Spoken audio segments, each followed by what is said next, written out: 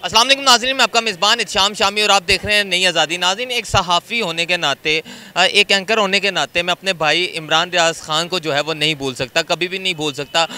जब पेशी का वक्त आया तो 2 बजे का टाइम दिया गया, ख़ान साहब नहीं आए। जब 6 बजे का टाइम दिया गया, रियाज़ ख़ान साहब नहीं आए। उसके बाद 9 बज के रियाज़ ख़ान साहब जो हैं वो पेशी पे नहीं पहुँचे।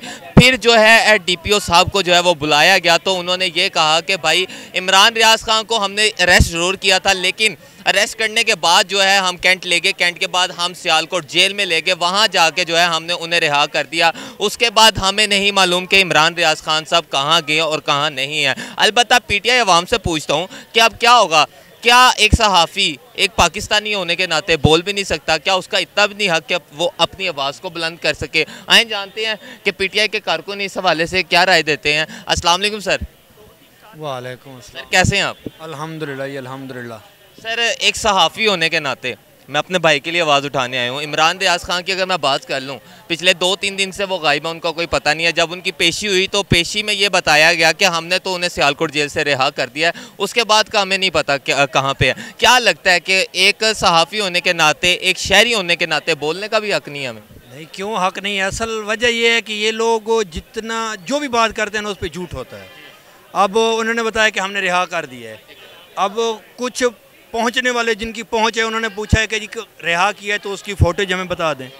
अब उसकी ना कोई फ़ोटेज बता रहा है, ना उसका कोई पता है कि वो है किधर।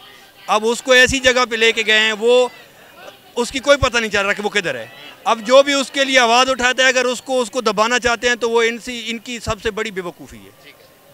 सर पीर का दिन दिया गया कि पीर के दिन जो है इमरान रियाज़ ख़ान की टोटली फुटेज वगैरह जो हैं वो यहाँ पे पेश की जाएं।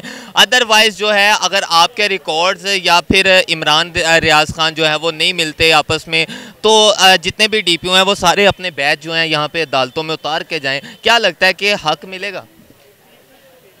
हक मिलना है तो मुश्किल, मगर अभी कुछ कुछ जो समझ आ रहा है कि कुछ कुछ हमें इंसाफ मिल रहा है। लिहाजा इमरान रियाज़ की बात जो है, या दूसरे जिन एंकरों को इन्होंने उठाया हुआ है या जिन साफियों को उठाया हुआ है, उनको उठाया है जो हक़ के लिए बोल रहे हैं। अब जो भी हक़ के लिए बोलेगा उसको उठाया जाएगा, और ये जो भी हक़ के लिए बोलता है उसको उठा रहे हैं। और वीगो हो या कुछ भी हो, मगर ये उसी को उठाएंगे जो हक़ के लिए बोलेगा, और जो बोंगियाँ मारते रहेंगे आके बैठ के उसको कोई भी नहीं उठाएगा। ये जुल्म हो रहे हैं मुसलसल जी, मीडिया के ऊपर, सहाफ़त के ऊपर जुल्म हो रहा है। ये नहीं होना चाहिए। सहाफ़त मीडिया आज़ाद हो तो दुनिया को पता लगे कि दुनिया के अंदर क्या हो रहा है। इस तरह आवाज़ दबाने से नहीं दबता है।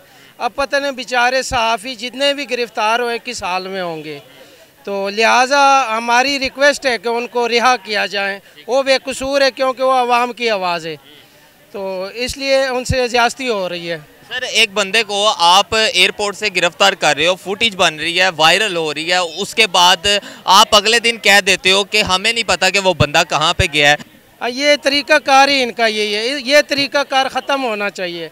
ये ख़त्म होगा तो हमारा मुल्क आज़ाद होगा, वरना हमारी आज़ादी नाम की आज़ादी, हमें आज़ाद नहीं है हम। ठीक है सर, क्या कहेंगे?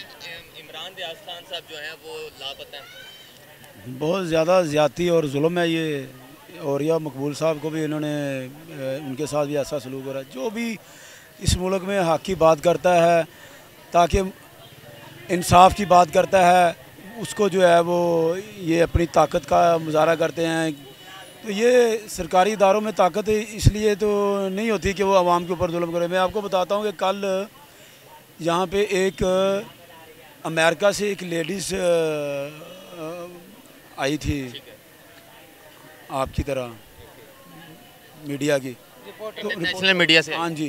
तो मैंने उनसे पूछा how are you belong to this country, तो उन्होंने कहा USA। तो मेरे साथ उर्दू बोलना शुरू कर दिया उन्होंने। मैं हैरान हो गया कि इसको उर्दू भी आती। मैंने पूछा आप कितनी देर से हैं पाकिस्तान में? कहती मैं 2 साल से लाहौर में हूँ। तो अल्हम्दुलिल्लाह सही उर्दू आ रही थी, हर बात को समझती थी। तो मैंने उनसे पूछा था क्या अमेरिका में या यूरोप में वहाँ पे भी अगर कोई सियासी जमात अपने हकूक़ के लिए बाहर निकलती है, इंसाफ के लिए रैली निकाले या धरना दे, तो क्या उसके ऊपर भी हमारी फ़ौज की तरह, पुलिस की तरह शेलिंग होती है? उसको भी गोलियां मार के शहीद किया? कहती no no no no, never never. only this country in the world, only this country in the world, कि पाकिस्तान में ही ऐसा होता है, दुनिया में कहीं भी ऐसा नहीं होता। सर हम अपने हमसाये मुल्कों की बात कर लेना, वहाँ पे जो है वो हम तो फिर भी चलें एक कुर्सी पे बैठ के, वहाँ पे उछल के खबरें सुनाई जाती हैं, लेकिन सहाफ़त महफूज है, यहाँ पे आम शहरी को बोलने की इजाज़त नहीं है। देखिए ये सारा जुल्म है। हम इनसे ये कहेंगे कि पाकिस्तान के लिए ये अच्छा नहीं है। पाकिस्तान इस्लाम के निज़ाम पे बना था। अल्लाह ताला ने पाकिस्तान को इस्लाम के लिए बनाया था, ना ही ये हमारी फ़ौज के लिए बनाया था, ना ही एजेंसियों के लिए, ना ही सियासतदानों के लिए बनाया था।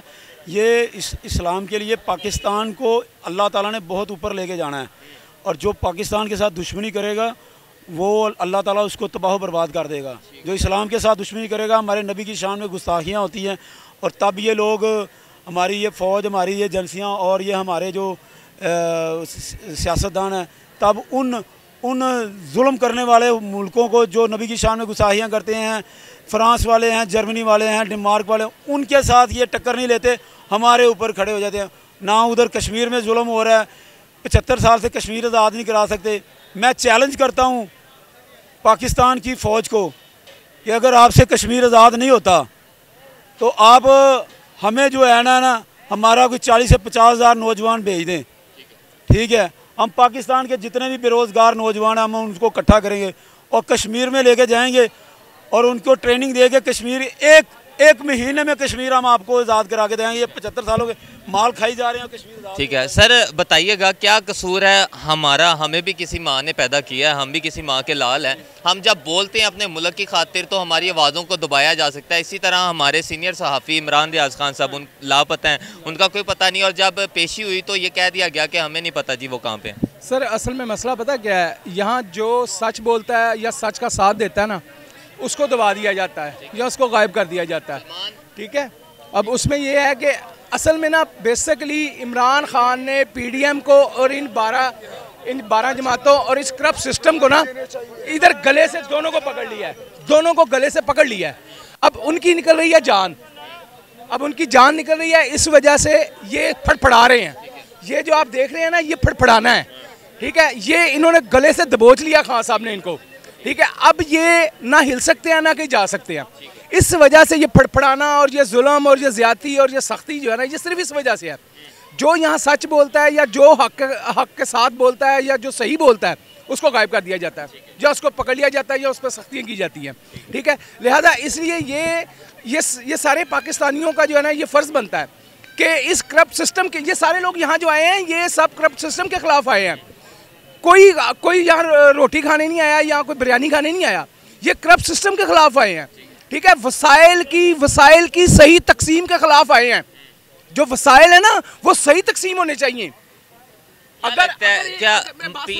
मेरी बात सुने, अब अस्करी टैंक के आगे से गुजरें, आपको वो प्लाजे नज़र आएंगे, खूबसूरत फ्लैट नज़र आएंगे, ठीक है। ये वसाइल की तकसीम है। ये अगर वो फ़ौज हमारी अल्हम्दुलिल्लाह अल्लाह ताला उसको सलामत रखे, ये पाकिस्तान उसी की वजह से कायम है। अगर ये वसाइल की तकसीम सही हो तो क्या हमारा हक नहीं है कि हमें भी घर दिए जाएं? हमारा हक नहीं है। हम सिर्फ जो है वो फाके काटने के लिए यहाँ आए हैं। हमने सिर्फ फाके काटने हैं और 300 रुपये लीटर पेट्रोल डलवाना है और महंगी चीज़ें खरीदनी है हमने। हम सिर्फ इसलिए पैदा हुए इस मुल्क में। ये शख्स जो उधर बैठा है ना, ठीक है, ये हमारी जंग लड़ रहा है, ठीक है, ये हमारी जंग लड़ रहा है और हमारा फ़र्ज़ बनता है कि उसके पीछे खड़े हों, उसका साथ दें, ठीक है। आज अगर ये हमारी कौम नहीं जागेगी ना, ठीक है, तो कल को ये बच्चा है, ये छोटा बच्चा है, ठीक है, इसको मैं हम लोग सिखा के जा रहे हैं, इसको तरबियत दे रहे हैं कि भाईजान हक के साथ खड़े होना है, जुल्म के खिलाफ आवाज़ उठानी है। सर कल जो है एक नमी देखी गई इमरान रियाज खान साहब के वालिद की आंखों में। उन्होंने ये कहा मेरा कसूर है कि मैंने अपने बच्चे को सच बोलना सिखाया। जाहिर बात है जब सच दबाया जाएगा तो ऑटोमेटिकली हमारी कौम में जो है झूठ जो है वो सिखाया जाएगा। सर हमने अपने बच्चों को सच बोलना सिखाया, ठीक है, हमने सच की तरबियत दी है कि आपने सच के साथ हक के साथ खड़ा होना है। कितनी माओं के लाल जो है वो शहीद हो चुके हैं सिर्फ सच के पीछे, ठीक है। सच को सामने लाने के लिए अरशद शरीफ उसका क्या कसूर था? वो सच सामने लेके आया था, उसने एक्सपोज किया था, उसने करप्ट सिस्टम को एक्सपोज किया था, ठीक है। उसकी सजा क्या मिली? उसे मौत मिली ना, ठीक है। तो ये आते रहेंगे, ये जाते रहेंगे जब तक ये खान साहब ने ना इस करप्ट सिस्टम को असल में गले से पकड़ा है, गले से पकड़ा है। इस करप्ट सिस्टम को इसलिए ये फड़फड़ा रहा है ये सिस्टम खान साहब को चलने नहीं दे रहा, ना सामने आने दे रहा है। ठीक है नाज़रीन, उम्मीद करते हैं कि जिस तरह लास्ट टाइम भी इमरान रियाज खान के लिए आवाज़ उठाई, इस दफ़ा भी आवाज़ उठाई जाएगी और उन्हें जो है एक हक और सच्चा होने की बुनियाद पे जो है कुछ ना कुछ रियायत दी जाएगी। मिलेंगे बहुत जल्द एक और वीडियो के साथ, तब तक के लिए अल्लाह ने के बाद।